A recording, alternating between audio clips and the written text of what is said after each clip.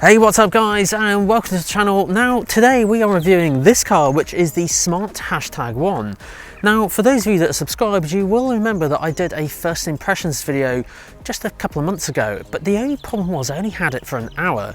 In this video I've got it for the whole day. So basically we're going to check out the boot, see how practical that is, the rear seats, front seats, multimedia system. Apparently there's a frunk as well, like a front boot, so we'll check all of that out. We'll get it on charge, we'll take it for a drive, and then you guys can let me know what you think in the comment section down below at the very end of the video. But first, the exterior.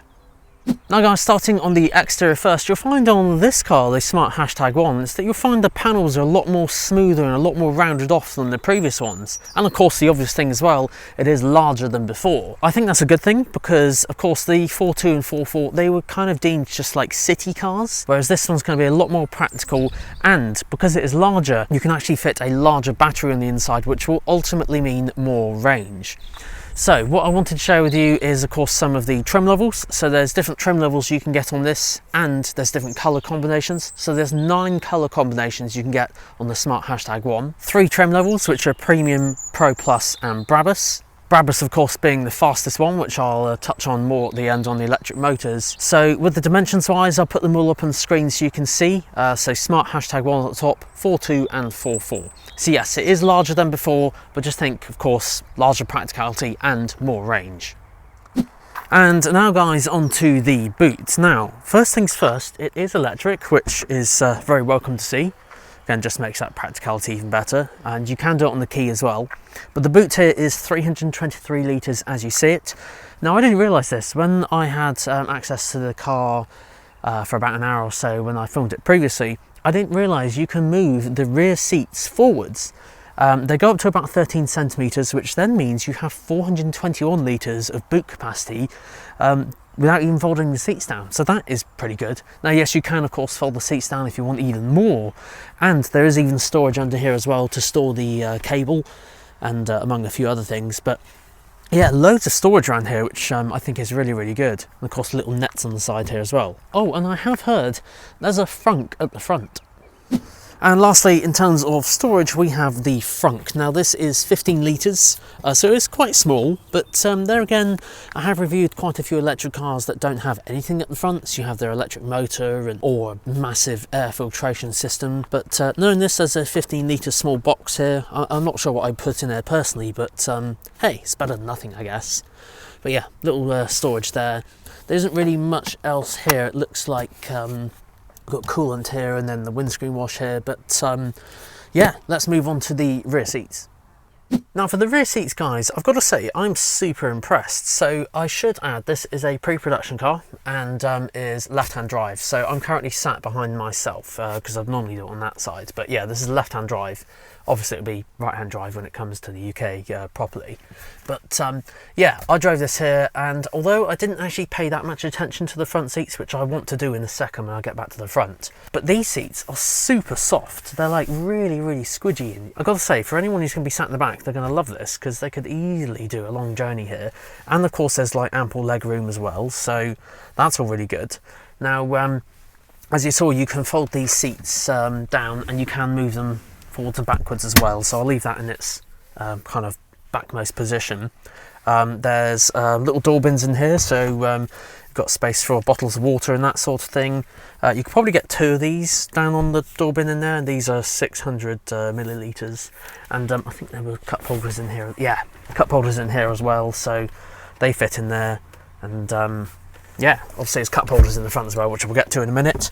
But yeah, other things, there's a USB port, a USB-C port there as well. All round, it's actually a lot more spacious in here than you might think.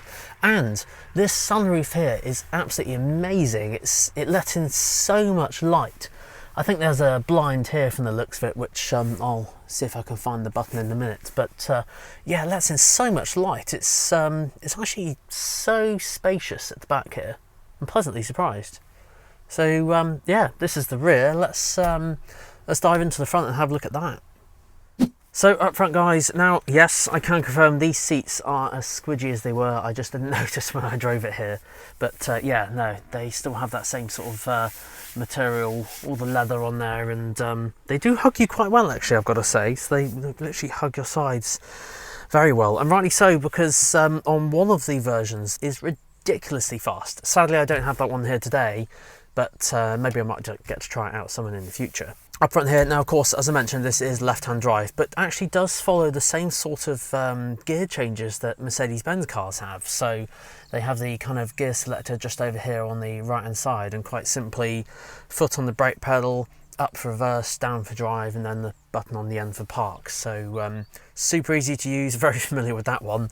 And I did actually observe, I presume I'm starting it correctly, because I didn't find a start or stop button to turn it on and off. I can't simply put my foot on the brake pedal, put it in drive and it's on, and then you press park and it goes off. So that's super easy to use. It seemed to be okay so far. But yeah, it's obviously one of the less things you have to worry about, and obviously being electric, the handbrake is incorporated into that as well, so it's again easy to use. Various different buttons on the steering wheel. There's like a voice control, there's volume up and down, as you'd expect with cars these days. And for storage wise, over here we have quite a large compartment that goes all the way down in there. Actually, it goes all the way down. There's like a what looks like a kind of climate control, so this bit could probably be cooled from the looks of it, which be pretty good. Charging cards there as well. See, I like these little touches, because obviously with an electric car, if you guys haven't had an electric car before, you of course do need to sign up to memberships and apps and things like that to make use of public charging, and having a charging card in there is going to be pretty good. Now of course, as this car at the time of recording isn't out yet, I don't know if Smart are going to be doing any kind of charging network thing, a bit like Mercedes Me Charge, so we'll have to wait and see, or whether it's compatible with that one. So potentially I'll be able to get my hands on one in the future and obviously let you guys know. But yeah, it does say charging card here, so you can put a card in there for storage. Obviously mentioned the cup holders in here, and then up front we've got 2 USB-C ports. And one thing I would add as well, on Mercedes-Benz models EQE and EQS, they have a very similar thing here where this is like completely open, so you can put things down in there as well. So all these things are really good, because obviously storage and that sort of thing with cars, you know, obviously chuck things in our cars and need loads of little cubby holes to put things, so that's all pretty good. And then we've got the glove box over here as well, which is actually a really good size for a glove box, because I have seen, well, take the previous Smart car, that was very small, but yeah, that's a really good size. So yeah, all that's really good. Let's have a look at this massive screen here in the middle. So when you first look at this multimedia system, it does look like there's a lot going on the screen, but actually if you work it down into like these small sections, then you'll actually see it's actually quite easy to use. So down at the bottom here, you've got your climate control and various different settings there. You've got heated seats, climate control for the driver's side, passenger side, and then heated seat for this side. Over on the right here, we have this Fox, which is the smart voice assistant. So you can give it various commands and do things. But as I mentioned before, I think it's one of the first cars where it's, I haven't seen like an avatar in the car for a voice assistant. You usually just have like wavy lines or something when it's like talking to you. But he can help you out. He or she, should I say, they can help you out with various functions in the car. Over on the top left, you have home and apps. So basically, this is the home screen. You have climate control down there, and then various sat-nav shortcuts in the middle and music on the left. But if you go to the apps up here, this is going to bring up all the various different things that you can do on the inside. Now, I should add, this is as I mentioned before, this is a pre-production car, so this does not have the finalised kind of software that you would find on a car that you would buy, because obviously this video has been made way before the pricing and specifications actually come out. So shout out to Smart for allowing me access to film in the car. But yeah, it isn't out fully yet, so apps and settings and the screen layout could look slightly different. So double check with a Smart retailer when you pop in for like a test drive or something, and they can let you know exactly and show you what the final version is going to look like. But yeah, various things on here won't work just yet because it's not out yet. But yes, if you go over to music, for example, you'll see things like FM, DAB radio, and online, and Bluetooth and USB, so various ways you can play music. Online would be a really good thing to see in the future, definitely a feature that I'd love to have a look at when it is actually out. It looks like there's Spotify there at the moment, so you might be able to link up like a music account from Spotify and play music in the car. I don't know if there's other providers being added, so we'll have to chat with your smart retailer nearer the time, and they'll be able to let you know what kind of music providers will be supported in the car. But of course there'll be Bluetooth, so you can just play music over Bluetooth. Speaking of smartphone integration, I know a few of you are going to ask if Apple CarPlay and Android Auto are going to be compatible. I don't know at this stage, because this is a pre-production car, so double check with a smart retailer nearer the time. If you do test drive one or something like that, they'll be able to let you know then. I do hope it does, but at this moment in time it's not on this car, again because it's pre-production. So hopefully that'll be something that's incorporated or added or made available in the future. But yes, I guess a few of you have been wondering about this kind of fox that's been doing a few funny, and he's yawning at me at the moment. How rude. But yes, there's a Fox voice assistant down at the bottom right, so it's like an avatar for the car. So you can talk to it and ask it to do certain things. Now, this won't be connected to the internet at the moment, again pre-production, so it won't work to the best of its ability. Not until the final version's out, but we'll see if it can do some like localized commands. Hello, Smart. How can I help? Open the driver's window. Okay, open the front left window. Hello, Smart. How may I help you? Close the driver's window. Okay, close the front left window. I will say the response time is actually pretty quick. Usually voice assistants will take a second or so to process what you've asked it, but yeah, that is pretty quick. I wonder if I'll do the blind, because I haven't actually found the button for the blind yet for the sunroof. Hello, Smart. How may I help you? Close the sunroof blind. Okay, closing sunroof. Yeah, I'm going to say that blind's going to take a while because it's so big. It literally goes back past the rear kind of passenger's head. Look at that. Oh yeah, it makes a huge difference with that that sunroof. It's so much darker in the back now. Yeah, there we go. Hello, Smart. How can I help? Open the sunroof blind. Okay, open There we sunroof. go. We'll leave that open. There we go. Look at that. Right, well, I think now calls for a test drive. Right then, guys, on to the test drive. So, as I mentioned earlier in the video, there are a couple of versions of the Smart Hashtag 1. So this is the single kind of electric motor. There's also one with 2 electric motors as well. This one is rear-wheel drive, and then one with 2 electric motors is all-wheel drive. So basically, it's going to be a lot faster, and that is the Brabus version. Sadly, the Brabus version isn't here today for me to try, but I've been told that this one is fast enough, apparently. I would like to try out that Brabus one though, someone. So let's have a look and go down here where it's nice and quiet, and we'll have a look, see how powerful this electric motor is. So apparently if you press this driving mode button, ooh, it makes a sporty sound. Right, here we go. Ooh, yeah, that, oh geez, that is pretty fast. Wow, that is very fast. Whew. And this is the slowest one. Can you imagine what the Brabus is going to be like? So the Brabus will do 0 to 60 in under 4 seconds, which is, that is crazy. That's supercar territory. 3.9 seconds it can do. This one is 6.7 seconds. I'll just put this back in the normal mode for now. But yeah, it's I mean, that's plenty fast enough. My ideal sweet spot for a 0 to 60 time, not that you race everywhere 0 to 60, it's like a measurement of acceleration. My sweet spot is around 8 seconds, so this is faster than that, which is good to see. Faster than a Mercedes-Benz EQA, I might add as well.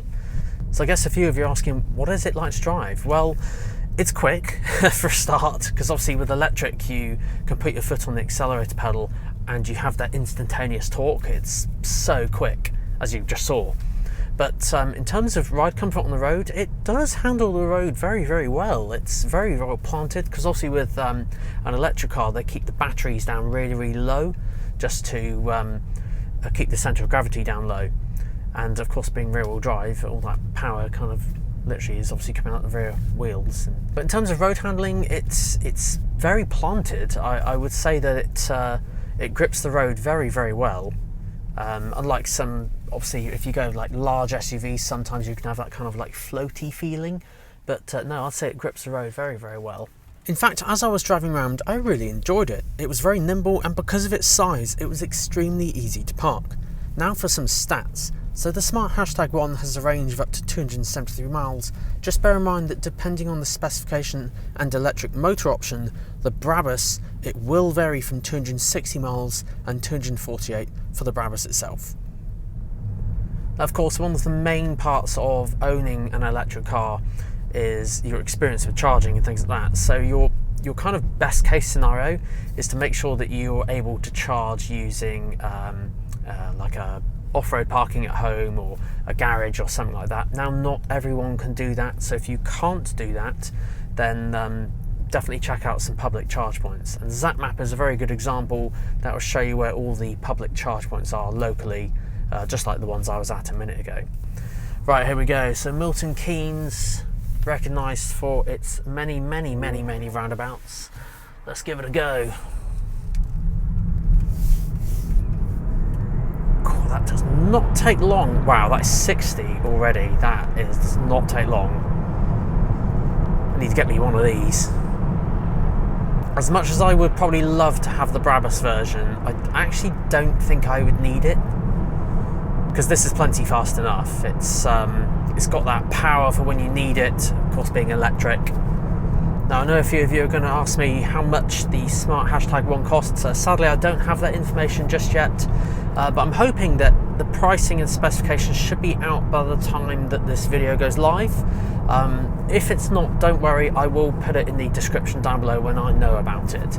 But sadly, I don't know at this moment in time, but hopefully you should be able to find out soon. So guys, final thoughts. Well, I'll say if you're watching this video and you're considering, you know, an electric car for your next car, and you're looking at the Smart Hashtag 1, definitely take it out for a test drive. Just see what you think. Obviously, everyone's needs for a car are slightly different, so the only way for you to know is obviously try it out yourself. Now, yeah, I've got to say, first impressions on this, very, very impressive. You've got that high level specification and nice comfort on the inside with the seats. Yeah, of course, you've got the electric tailgate as well, and 360-degree camera. There's all sorts you can get on there. Obviously, there's different packages, I'm sure, when the specification does come out, so obviously double check with local smart retailer to be sure on the exact specifications of what it is. But yeah, I've got to say, you know, for a pre-production car, it's pretty good. So yeah, guys, let me know what you think in the comment section down below. Would you consider this particular car, or would you want to go for the Brabus version? Let me know down below. So guys, that concludes this week's video on the Smart Hashtag 1. Now I'm curious, as I mentioned, let me know down below what you guys think in the comment section. I'm curious to see what you guys think. Would you consider the Smart Hashtag 1 for your next electric car, or maybe your first electric car? Let me know down below. Guys, thank you so much for watching. Huge shout out to Smart UK, as they allowed access for me to come up and have this for the day so I could try it out and make a video for you all to watch. But thank you so much for watching. Until next time, see you then.